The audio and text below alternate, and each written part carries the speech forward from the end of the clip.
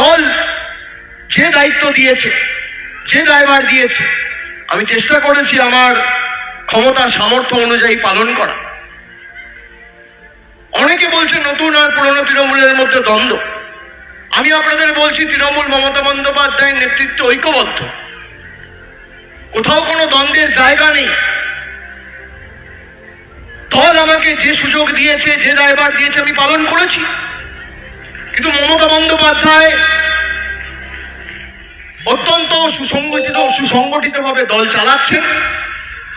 আমার যতটুকু সামর্থ্য রয়েছে, আমার যতটুকু এখতিয়ার রয়েছে, আমার যতটুকু ক্ষমতা রয়েছে, সাংগঠনিক শক্তি রয়েছে, আমি সব দিয়ে মমতা বন্দ্যোপাধ্যায়ের পাশে দাঁড়াবো।